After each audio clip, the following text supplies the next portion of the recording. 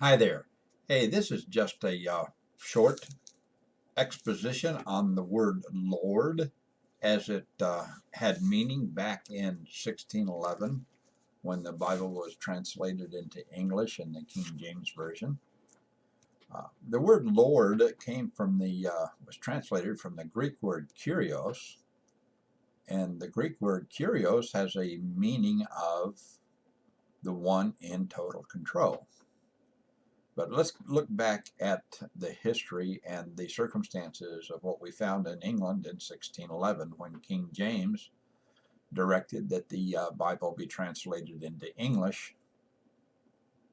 Back then, they were out of the Middle Ages. It was over. However, they still had institutional and cultural memory of the Middle Ages, just like slavery is over in the United States now and has been for a long time. But we still have a institutional and cultural memory of what was going on in the days of slavery.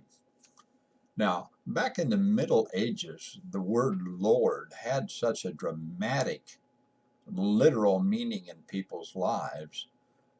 It was something like this. Okay, you had your King of England. We're talking about England now because we're talking about the English translation of the Bible. You had your King of England, and he was headquartered there in London. And he had all his favorite folks and people out there around the country, and their titles were Lord. And what their duty was to the king was to take charge over the lands and the area that they had operational control over. In other words, what the area, the land that was close to them, they took care of it, and they watched what happened on it. And the lord of that area, or usually built himself a great old big house on top of a hill or something. The lord of the manor controlled what went on in his area. He did it for the king and at the behest and by the authority of the king, but he was in control of what happened. He had so much control over his area that he not only had control over the people that were living on the land in his area, he also had control over what was regarded as the king's bounty, or the animals on the land, even the fish in the lakes and rivers, even the fish in the oceans that were close enough and accessible to be caught. They were all belonged to the King of England, according to the way things were set up back then.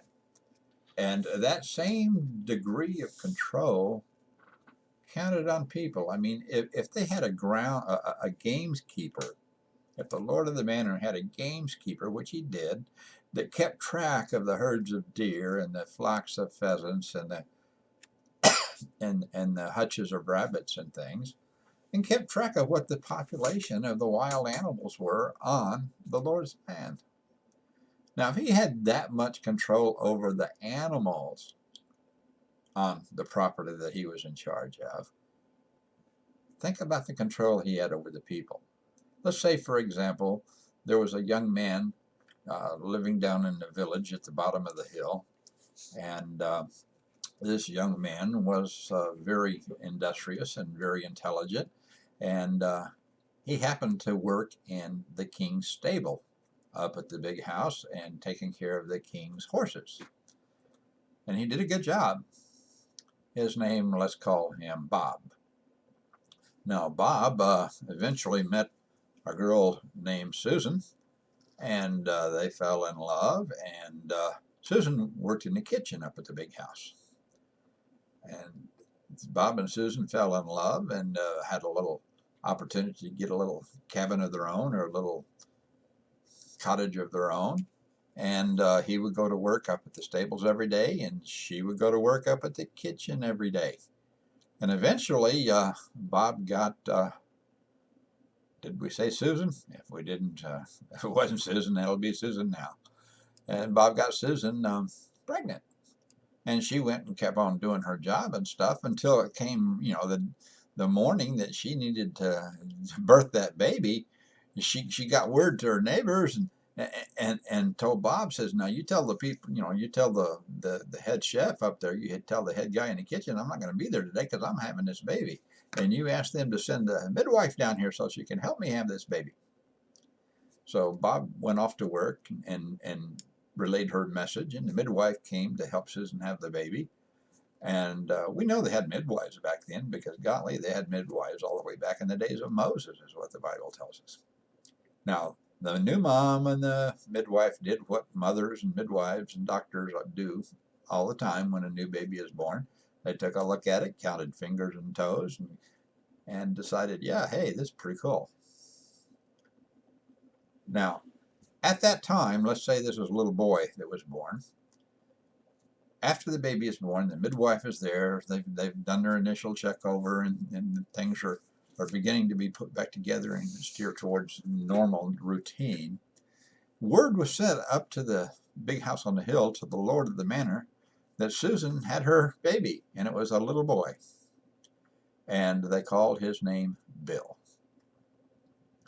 Now, Bill, as soon as the lord of the manor heard about Bill being born, he knew what the story was. Outside of catching a disease or being involved in an accident or something, this little boy would probably grow up to be a healthy, strong worker. And he got to thinking, and he said, okay, he said, I know Bob, that's Bill's dad. He's really good with my horses, but I've got several young people out there in the stables that are all doing a good job under Bob. He's in charge of the horses. Said, so Bill doesn't really need to learn how to do horses. Says, I'll tell you what, though. Says, John over there, who takes care of my wheat crop, says, he's got a couple of helpers, but a couple of them are getting pretty old. Says, they're going to need replacing soon. So you send word down to Susan that when Bill reaches the age of 5, that she's to take him over to John's house so that John can teach him how to farm and how to plant and take care and harvest my wheat crop.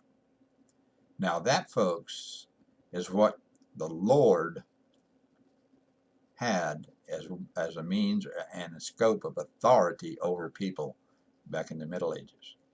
So when the people in 1611 got a hold of a Bible that they could read in English, or it could be read to them in the English language, and they heard this word Lord, they didn't think it was just the title of the guy on the hill.